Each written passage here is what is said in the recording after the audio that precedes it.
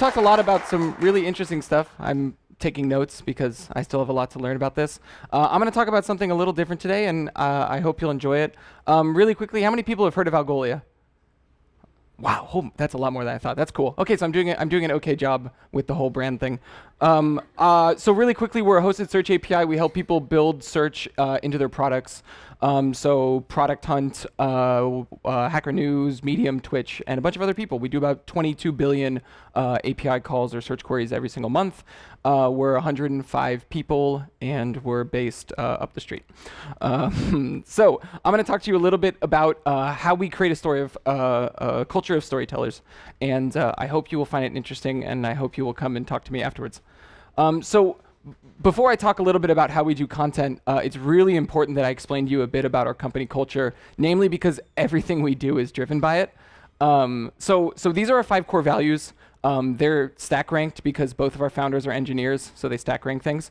So it's grit, trust, care, candor, and humility. It's technically a cake emoji, but I thought it was humble pie, so bear with me.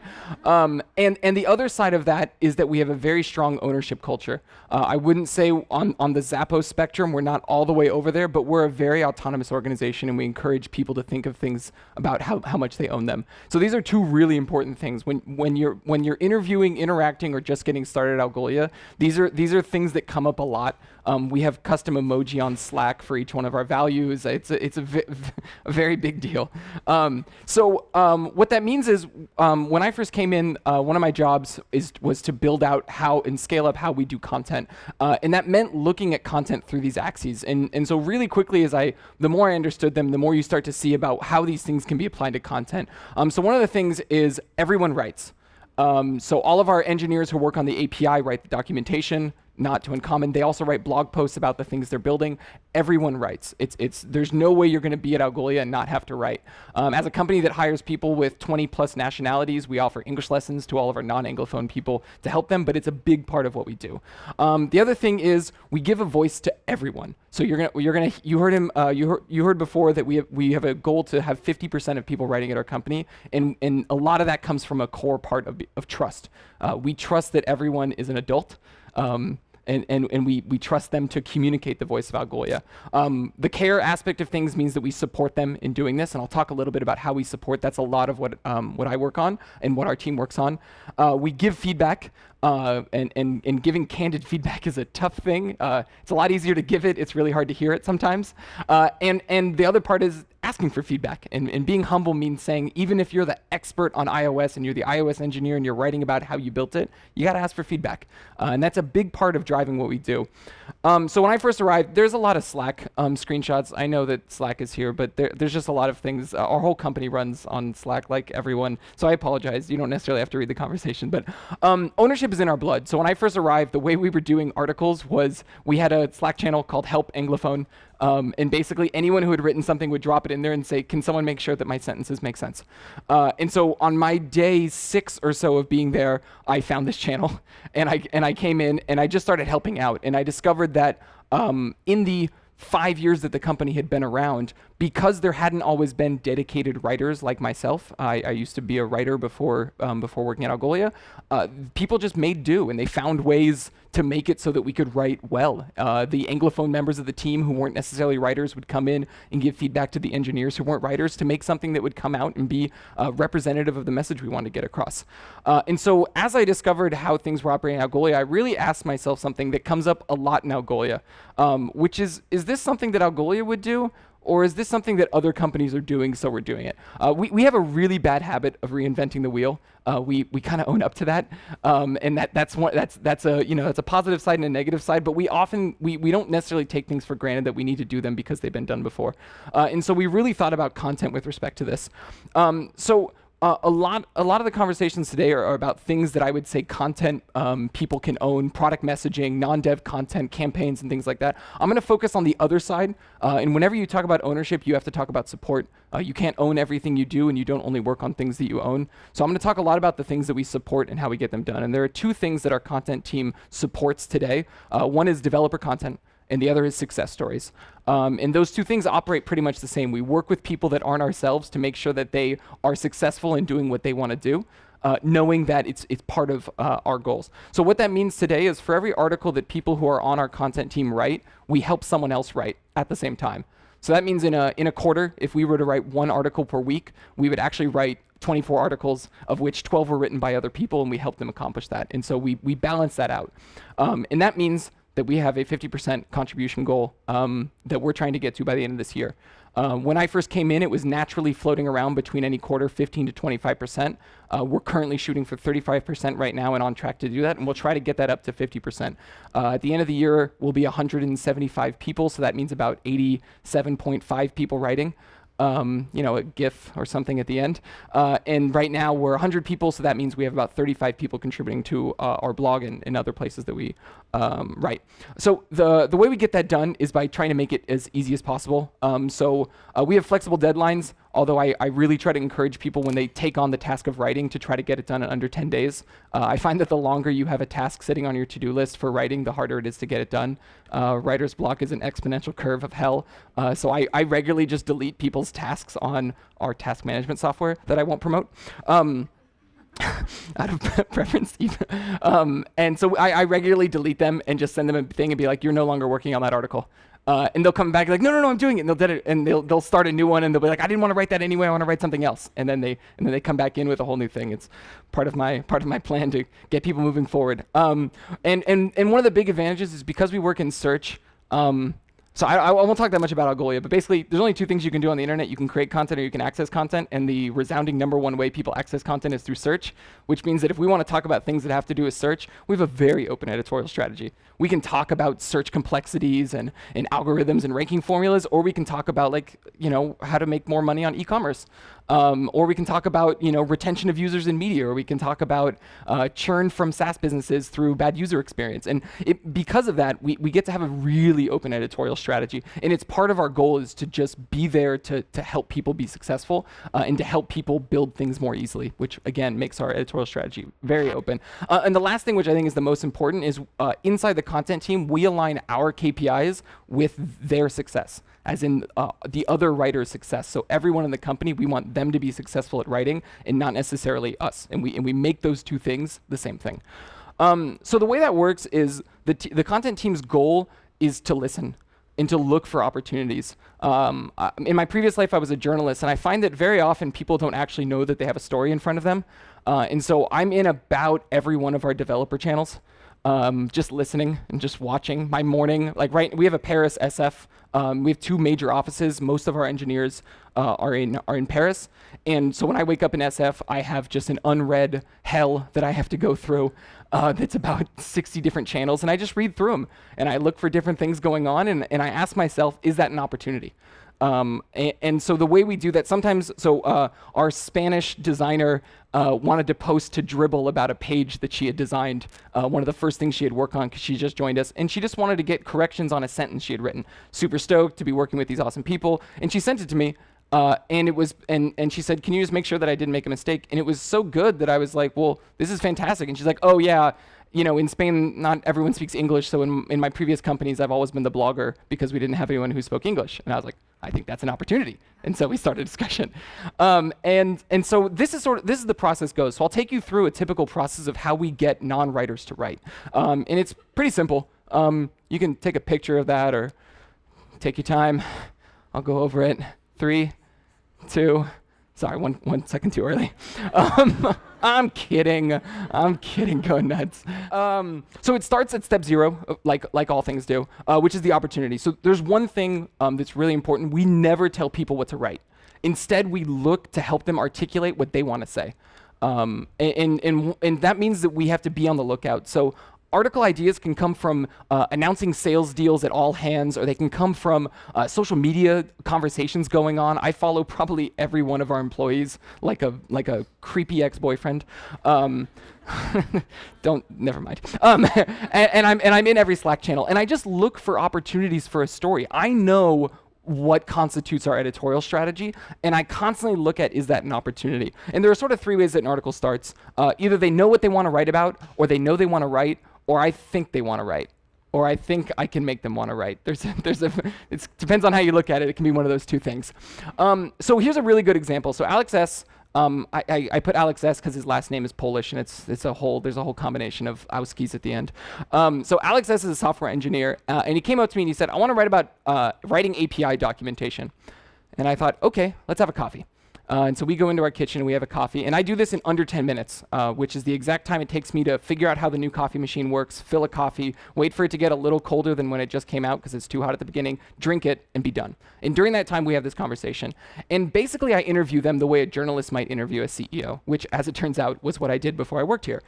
And I try to find the story. You know, when I was a journalist, I was very I say efficient, but other people call it lazy. And I wouldn't necessarily read the press release before I went into an interview with someone. So I really kind of had to play this game where I wanted to figure out what the story was without knowing what they wanted the story to be. And a lot of that is just pulling out these questions. Like, what have you been working on? Then this goes for a CEO as for an engineer in a company. What gets you excited? What have you learned? And I looked for a spark in their eye where they talked about something they were passionate about. Passion is a really good indicator for an opportunity.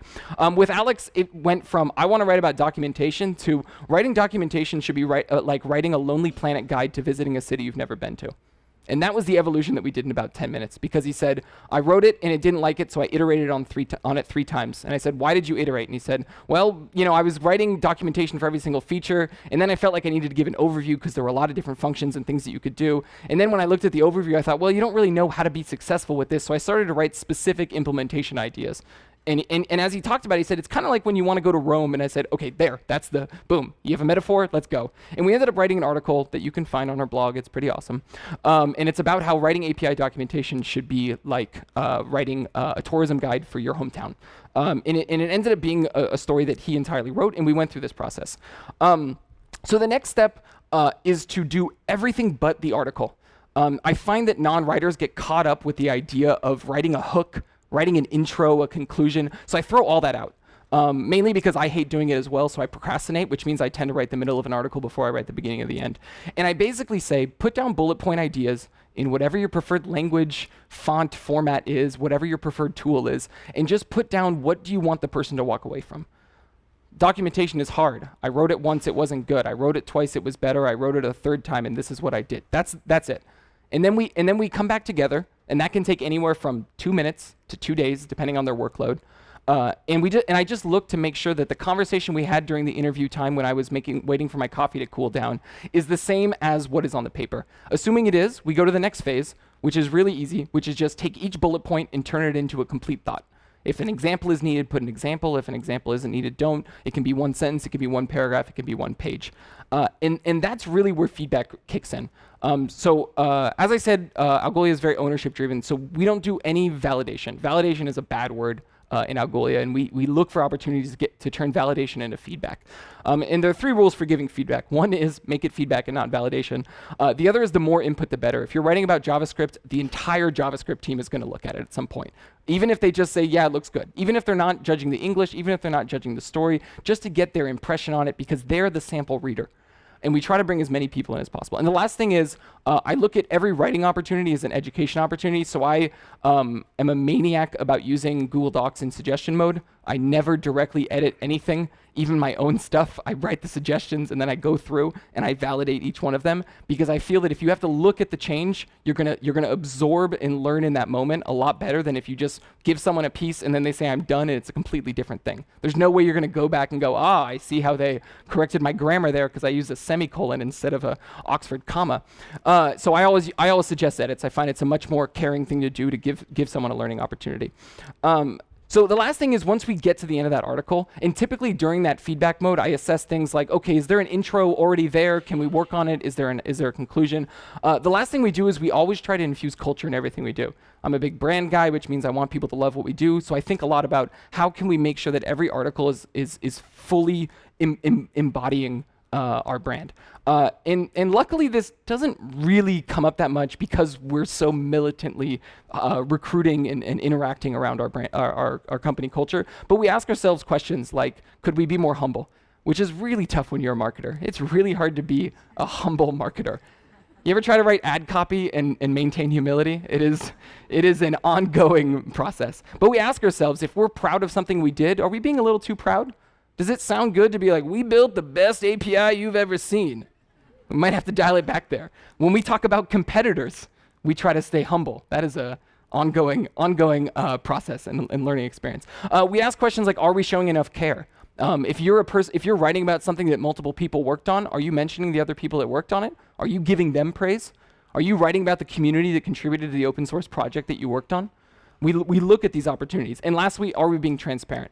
Are we showing an honest face? Are we talking about the mistakes we made along the way? Tends to be a much more human thing to interact with. So lastly, we package it. And this is probably my favorite part because I get to do all the fun stuff. So one thing we do is we put ad dollars behind articles with no calls to action afterwards, which is a interesting thing to be able to do. But when someone writes a really good piece of content and is performing well, you want as many people to see it. It is the best. I find the paid content is better when it was originally organic content that was successful. So we put ad dollars behind content. We post to Hacker News, which, by the way, their search is powered by us, if you were curious. We post to Reddit. We post to everything that we can. And lastly, we have a channel called Celebration, where we give people credit for what they do. And I find that to be the best way to get more people to do stuff, is to show them what they get in return. We post inside our weekly update to the company through email. We bring it up at our all hands meeting if an article was particularly successful. So coming back around to this how Algolia does content, we really try to make writing easy. So Pan department support is huge. Blogging guidelines, we provide a framework, things like write using I, not using we, so that people can really quickly go from I want to write to I am writing. Making praise public, we're a big fan. Giving everyone a voice can be a very difficult thing to do, but I find that what we end up doing is mitigating a lot of risk. So we have 35 people that are the voice of Algolia today, on social media, on our blog, on everything that we do. And the big advantage there is, if you're trying to build a community, the best way to build a community is to be one. It's really easy to build a community if you already are one. And our community starts with 35 or 105 Algolians writing and expressing their part of the experience. And you can feel that when you read the stuff that we do, and our community can feel that when they interact with us. And that's everything from customer support down to API documentation, down to blog articles, to GIFs, to white papers, to everything. The last thing is we let experts be experts. So we don't have to hire an iOS content expert because we already have iOS engineers. What we really need to do is figure out how to take their work and efficiently turn it into amazing content, their expertise, and put it on paper. And that ends up being a lot more of our job than trying to find a person who can reflect our relationship with the iOS community through content. And the last thing is it scales really, really well. Our content team is less than 5 people, and we get articles out every single day right now. And that doesn't always happen. We make mistakes. This is part of the whole humility and transparency thing. Some days we do an entire week without articles, and we rework the process and we try to make it better.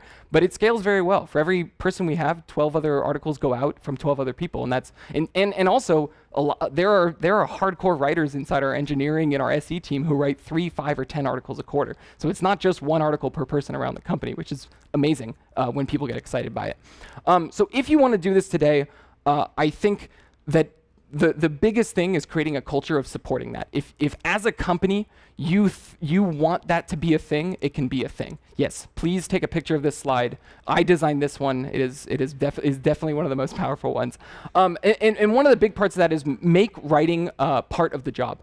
So we don't consider writing something you do at home at night in order to sort of get bonus points. It is your job. And I think that makes a big difference in how people approach it. They see it as part of the reason that they join the journey. Praise and feedback are huge. The heart emoji is probably the thing I use the most anywhere on any form of communication now. I find that giving love creates love. It's a very positive thing, and that really helps. So thank you guys very much. I'm happy to talk more about this, and thank you guys for listening to me.